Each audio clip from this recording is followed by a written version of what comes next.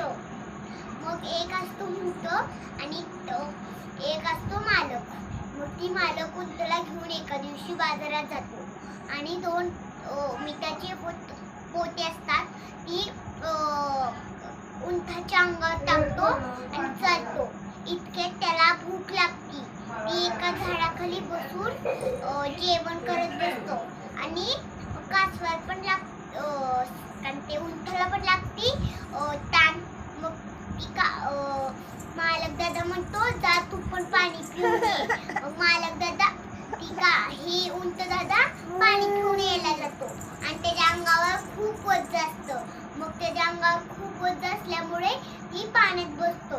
ती पाण्यात बसल्यानंतर त्याच्या अंगावर सगळं वज्ज जातो.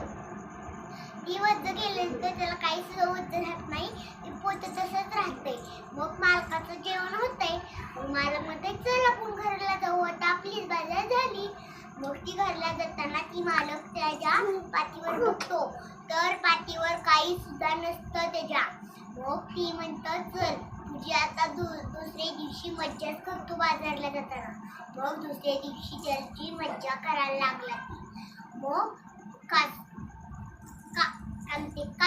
कापसाची पोती घेतली दोन आणि त्या उंटाच्या अंगावर टाकली आणि वाटत त्याला भूक लागली.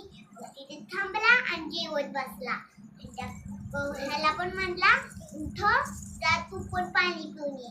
मग त्याला आली तवाची आठवण. ती म्हणला मी तर तेव्हा पाण्यात बसलेलो, आता पण बसू चला म्हणजे आपल्या पाठीवरचं वज्ज जाईल. मग ती पाण्यात बसायला गेला.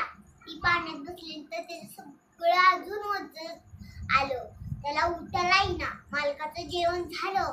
मालकाने त्याला उठवलं तरी पण त्याला उठायला येईना. मालकाने त्याला खूप मारलं तरी पण तिनं उठेना.